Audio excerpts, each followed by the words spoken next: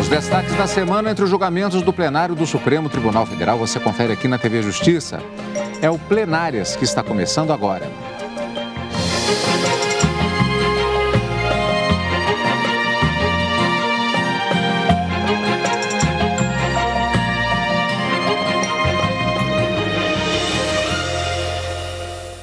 Hoje, com as sessões dos dias 26 e 27 de fevereiro de 2014.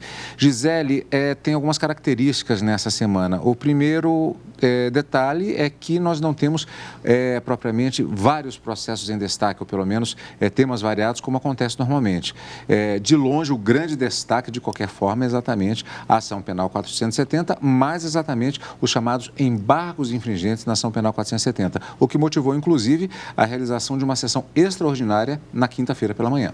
Exatamente, Cadu. A pauta dessa semana se ocupou basicamente desses recursos apresentados na ação penal 470. Ao todo, constaram na pauta 11 recursos apresentados pelos condenados na ação penal 470 e eles questionavam aquela condenação que não foi por maioria, que não foi unânime, foi por maioria, e em relação aos crimes de formação de quadrilha e lavagem de dinheiro. Então, esse tipo de recurso, o Supremo Tribunal Federal entendeu que ele tem cabimento, os embargos infringentes, desde que, no mínimo, os condenados tenham recebido ao menos 4 votos pela absolvição. E foi nesse sentido que o Supremo Tribunal Federal iniciou, na semana passada, a análise dos recursos. Inicialmente, optou por analisar primeiro em relação àqueles que questionavam a condenação em relação ao crime de formação de quadrilha. Exatamente, lembrando que essa metodologia ela está sendo adotada novamente já em uma outra fase, como a Gisele bem disse. Primeiro tivemos formação de quadrilha e estamos agora em lavagem de dinheiro. A gente vai explicar isso ao longo do nosso programa de hoje, começando com a sessão plenária da quarta-feira. Os ministros do Supremo retomaram na quarta o julgamento dos embargos infringentes dos condenados na ação penal 470, que tem direito a esse recurso, especificamente com relação à formação de quadrilha. Quem acompanhou a sessão foi o repórter Adilson Mastelari. A sessão de julgamento dos embargos infringentes na ação penal 470 foi retomada pelo relator, ministro Luiz Fux.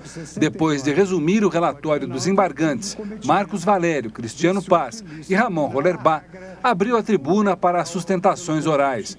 O advogado de Marcos Valério se apoiou nos votos dos ministros que absolveram o publicitário. O voto da ministra Rosa Weber, na análise da prova, diz o seguinte: ora, tenho como indiscutível que os chamados núcleo político, financeiro e operacional envolvidos nesta ação jamais imaginaram formar uma associação para delinquir. O advogado de Cristiano Paz afirmou que seu cliente se associou a Ramon Rollerbach de forma lícita, diferentemente de outros co-réus envolvidos no caso. Tem-se que, especificamente, Cristiano de Melo Paz se associou, sim, mas de maneira evidentemente ilícita, a Ramon Rollerbach no início dos anos 80 e, posteriormente, a Marcos Valério na agência de publicidade SMPIB, que, com a grife da presença de Cristiano Paz, com seu incontestável talento, foi uma das empresas mais premiadas da história da publicidade brasileira. O defensor de Ramon Rollerbach sustentou que os 4 votos vencidos nos julgamentos dos embargos de declaração deixaram claro que não havia provas de formação de quadrilha pelos embargantes. Ele ainda questionou a dosimetria da pena de seu cliente. O ministro Ricardo Lewandowski, a ministra Rosa Weber, o ministro Dias Toffoli e a ministra Carmen Lúcia absolveram o ora embargante Ramon Rollerbach Cardoso por entender que não havia quadrilha, não havia prova em relação à quadrilha. E digo isso com todo respeito, excelências, não há prova em relação do cometimento do condenado Ramon Rollerbach Cardoso pela prática da quadrilha, como não há em relação às demais condenações às quais ele está submetido. O Procurador-Geral da República, Rodrigo Janot, se manifestou pela manutenção das condenações de todos os embargantes. O ministro Luiz Fux apresentou as observações feitas a cada sustentação e acentuou, com base nos autos, que todos os embargantes se associaram para a prática de vários delitos. Não há qualquer desacordo, por exemplo, Quanto ao fato de que um carro forte foi contratado por parte dos réus neste processo para viabilizar o saque de uma quantia vultosa em uma agência do Banco Rural, também não há nenhuma controvérsia quanto à existência de empréstimos dissimulados. Vários réus foram condenados, inclusive, por todos os componentes em relação a esses fatos. Não há nenhuma dúvida com relação à estreita amizade entre os embargantes Delúbio Soares e Marcos Valério, e também quanto às diversas reuniões entre os réus condenados. O que há, todavia, repita-se, é uma dissonância quanto à configuração jurídica do tipo penal da quadrilha estampado no artigo 288. O ministro relator passou a votar, um a um, os 8 embargos infringentes. Rejeitou todos os recursos, mantendo a condenação de todos os embargantes do crime de formação de quadrilha. Eu termino a relatoria, eu voto em relação aos embargos infringentes oferecidos pelos condenados pelo crime de quadrilha, mantendo rígida e íntegra a condenação dos mesmos, conforme posição majoritária do plenário do Supremo Tribunal Federal. O ministro Luiz Roberto Barroso foi o segundo a votar. Ele acolheu os recursos e absolveu os 8 embargantes do crime de formação de quadrilha. Essas penas máximas, em relação a todos os embargantes aqui considerados, encontram-se prescritas por serem todas inferiores a 2 anos. Desse fato decorre a extinção da punibilidade quanto ao crime de quadrilha ou bando. Penso, consequentemente, que a incidência da pena contra o convencimento da maioria constituiria uma hipótese de injustiça flagrante que não deve ser chancelada pelo intérprete. Não fora por qualquer outra razão, somente esta já seria suficiente para que eu desse provimento ao recurso. Com isso, retomo o meu raciocínio de que se está aqui diante de uma questão de mérito.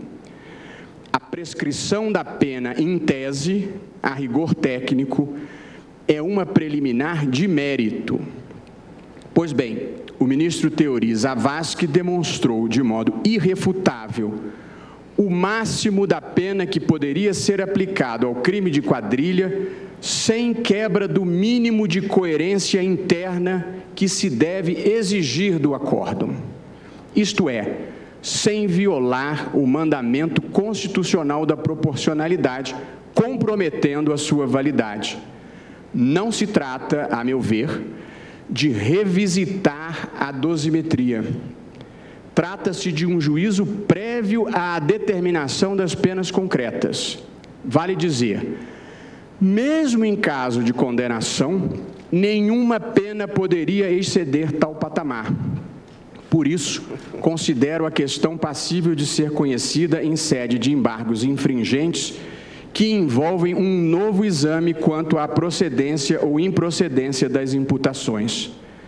Tal como considerei possível rever penas específicas, e o tribunal também, em embargos de declaração, não de forma autônoma, mas na esteira do reconhecimento de vício interno do acórdão.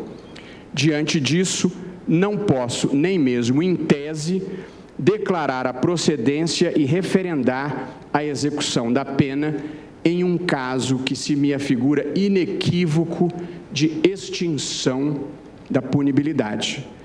Não fosse pela via dos presentes embargos, a hipótese seria de concessão de habeas corpus de ofício. Pois bem, estabelecida a pena máxima a que legitimamente se poderia chegar, é essa a sanção que preciso tomar como parâmetro para a contagem do lapso prescricional. E não se trata aqui, bem entendido, de uma pena em perspectiva, estimada à luz dos critérios que seriam utilizados em sua fixação, caso constatada a culpabilidade. Não é isso. Cuida-se, ao contrário, da pena máxima validamente aplicável, sem incidir na desproporção objetiva e injurídica apontada. E assim verifico de plano que essas penas máximas, em relação a todos os embargantes aqui considerados, encontram-se prescritas por serem todas inferiores a 2 anos. E por essa razão, dou provimento ao recurso para declarar extinta a punibilidade. Bom, vamos retomar um pouquinho aqui para explicar essa dinâmica. Como foi dito na semana anterior, na sessão plenária da quinta-feira da semana passada, houve a apresentação do relatório do ministro Luiz Fux, que é o relator dos embargos infringentes, e, na sequência, a sustentação oral de alguns dos advogados em relação especificamente ao crime de quadrilha. Na retomada do julgamento na sessão plenária desta quarta-feira, houve ainda a sustentação oral dos demais advogados que ainda faltavam apresentar os respectivos argumentos em relação a essa mesma acusação. E por isso nós tivemos só depois o voto do ministro relator e aí o voto do ministro Barroso, já colocando-se 2 posicionamentos no plenário. Exatamente, Cadu. O que aconteceu? Como você informou, na quinta-feira da semana passada, haviam apenas 5 embargos infringentes na pauta e foram esses que foram chamados a julgamento. Esses embargos infringentes, o ministro relator, o Luiz Fux, ele proferiu o relatório.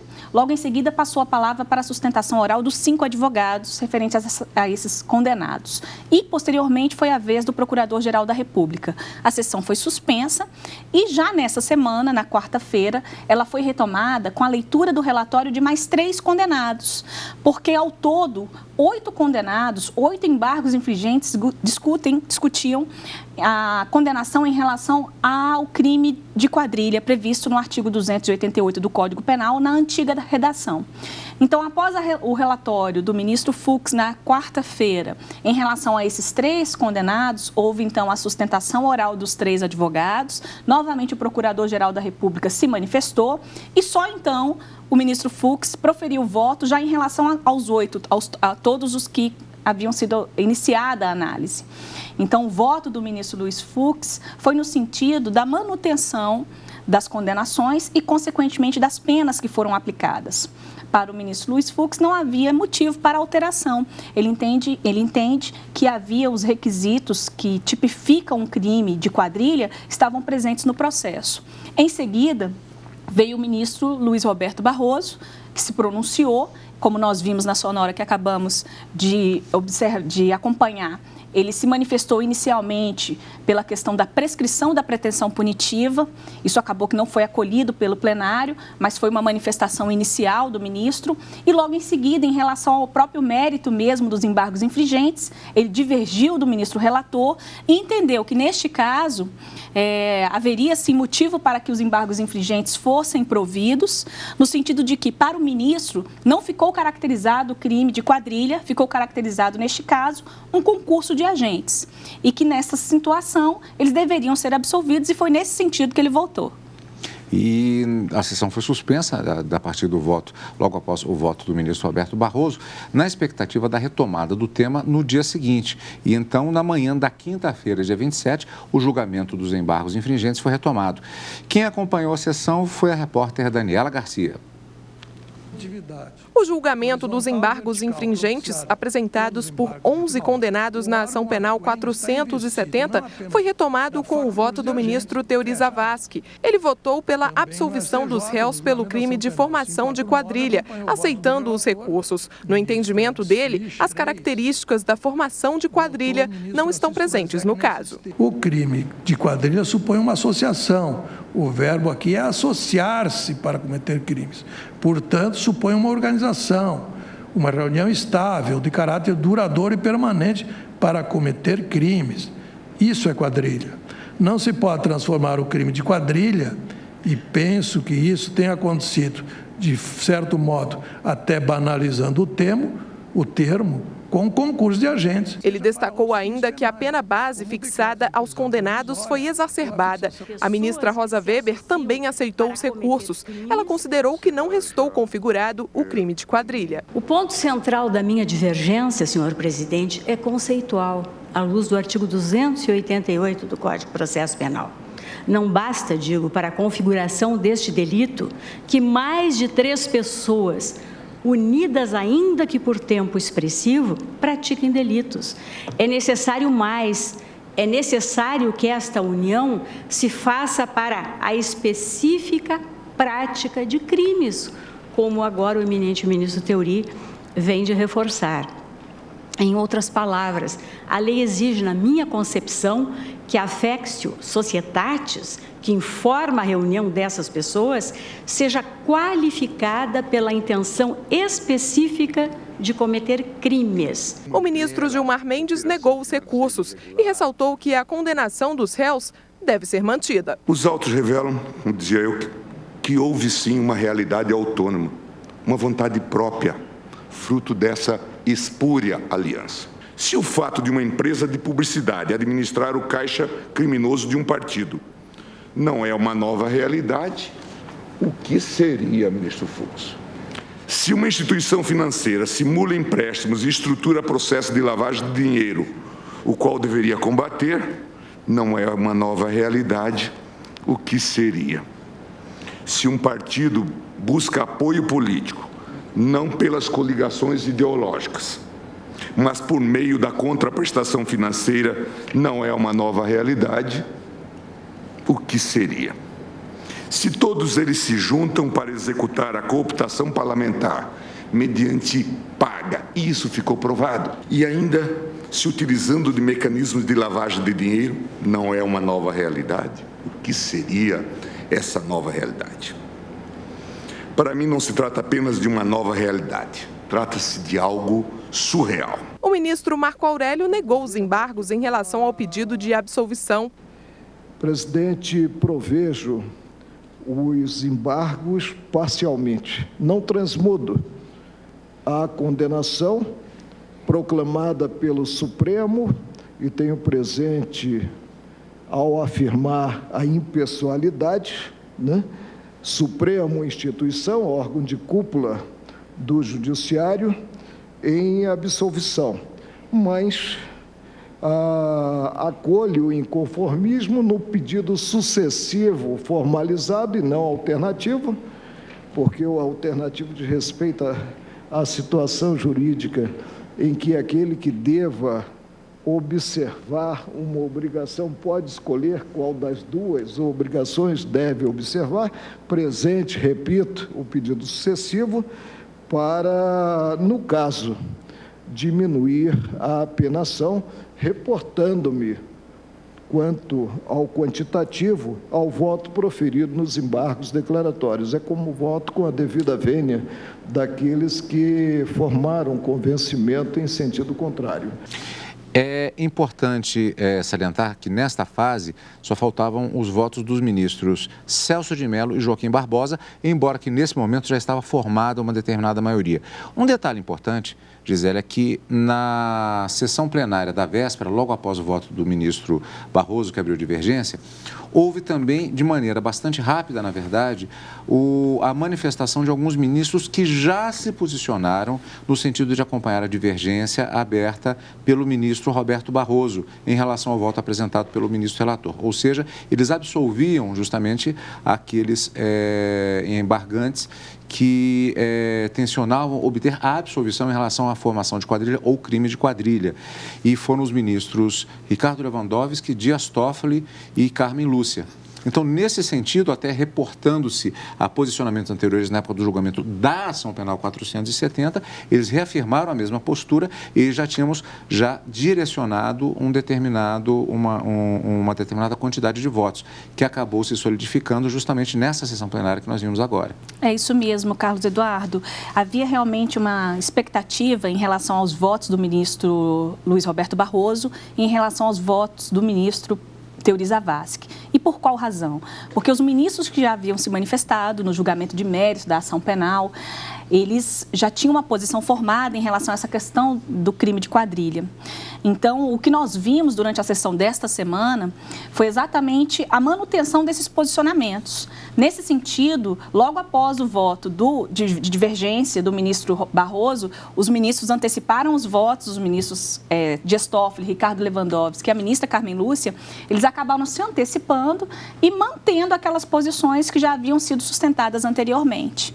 Então, quando nós tivemos, então, a retomada do julgamento já na sessão de quinta-feira pela manhã, com a leitura do voto do ministro Teori Zavascki e logo em seguida com a ministra Rosa Weber, aí nós tivemos a maioria formada de 6 votos, que foi o que acabou prevalecendo. E aí, portanto, nós tivemos, como bem disse você, Gisele, já no voto da ministra Rosa Weber, houve essa contabilidade, mas ainda faltavam os demais votos. Acompanhamos na reportagem que vimos agora, até o voto do ministro Marco Aurélio, ficou faltando, na sequência, encerrando esta fase de julgamento, os ministros Celso de Mello e Joaquim Barbosa, que acompanharam o voto do ministro Luiz Fux, relator dos embargos. Vamos rever. Tal organização, senhor presidente, tal organização visceralmente criminosa em seu aparato funcional e operacional não pode ser lenientemente qualificada como expressão menor de um simples concurso eventual de delinquentes, mas há de ser considerada em sua real essência e concreta dimensão como quadrilha composta por pessoas com e sem vinculação governamental e partidária, pessoas comprometidas ao longo de extenso período de tempo, entre 2002 e 2005, comprometidos com práticas criminosas, disruptivas da paz pública, pessoas que merecem, por isso mesmo, a repulsa do ordenamento jurídico e o adequado enquadramento no artigo 288 do Código Penal, de seus transgressores, os ora embargantes, que nada mais são, senhor presidente, do que meros e ordinários criminosos comuns. Nesse sentido, senhor presidente, e pedindo vênia aos que dissentem desse entendimento, eu acompanho integralmente o douto voto proferido pelo eminente ministro Luiz Fux e, em consequência, nego o provimento aos presentes embargos infringentes. Eu peço vênia à maioria que se formou e voto no sentido da rejeição dos embargos infringentes. Proclamo o resultado.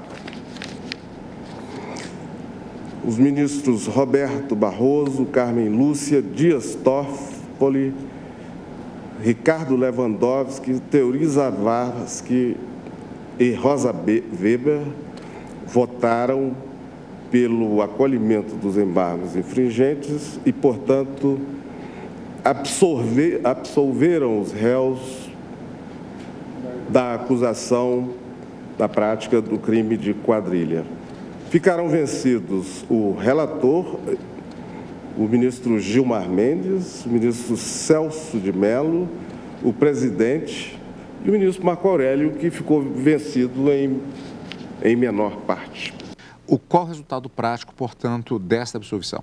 O resultado prático é que, a partir dessa maioria que se formou, de 6 votos favoráveis ao provimento dos embargos infringentes e, consequentemente, a absolvição dos condenados pelo crime de quadrilha, eles restaram efetivamente absolvidos em relação a esse ilícito penal. Quais foram os condenados que foram contemplados por essa decisão? Delúbio Soares, José Dirceu, José Genuíno, José Roberto Salgado, Cátia Rabelo, Marcos Valério, Cristiano Paz e Ramon Rolebar. Em relação a esses condenados, eles já haviam iniciado o cumprimento de pena em relação àquela parte da pena que já não cabia mais discussão. E agora, com essa decisão do plenário da Suprema Corte, eles definitivamente, por terem ficado absolvidos do crime de quadrilha, não vão sequer iniciar o cumprimento dessa pena porque restaram efetivamente absolvidos. Então, na prática, em relação a esses ilícitos penais, prevaleceu a posição que foi defendida pelas defesas, no sentido de que os votos absolutórios acabaram, então, formando a maioria. E a grande discussão aqui era saber se essa conduta configurava ou não a formação de quadrilha ou concurso de agentes. Para os ministros que formaram a maioria, a conduta praticada pelos condenados não configurou o crime de quadrilha. Não ficou provado no processo, de acordo com os ministros, aquela estabilidade e permanência necessárias para o fim específico de cometer crimes, conforme exige a lei. Por essa razão, eles foram absolvidos pelo que se chama de atipicidade da conduta, ou seja, aqueles fatos que foram descritos na ação penal não restaram configurados e a conduta praticada pelos agentes não configurou o crime de formação de quadrilha, o crime de quadrilha previsto no artigo 288 do Código Penal, frisando na antiga redação. O detalhe é que isso foi na sessão plenária da quinta-feira pela manhã. Na sessão da tarde de quinta-feira, houve a continuação de julgamentos de embargos infringentes. Desta vez, os advogados dos 3 condenados na ação penal 470, que entraram com os embargos infringentes em relação ao crime de lavagem de dinheiro, fizeram as respectivas sustentações orais. O Ministério Público também foi ouvido. Já o voto dos ministros ficou para a próxima semana. Vamos rever na matéria. O advogado de João Cláudio Genu, como outros colegas já haviam feito, defendeu seu cliente destacando votos de ministros que absolveram o embargante em julgamento anterior. É a condição do agente que age em cumprimento de ordem de autoridade superior e que foi reconhecido pelo acordo embargado como mero intermediário, seja absolvido da imputação de lavagem de dinheiro. Os advogados de João Paulo Cunha e Breno Fischberg defenderam que no processo não há provas que condenem os embargantes por lavagem de dinheiro. Por mais que se tenha esta operação ou estas operações por irregulares, por fraudulentas, e aqui não é o momento de discuti-las, elas não podem ser imputadas ao embargante.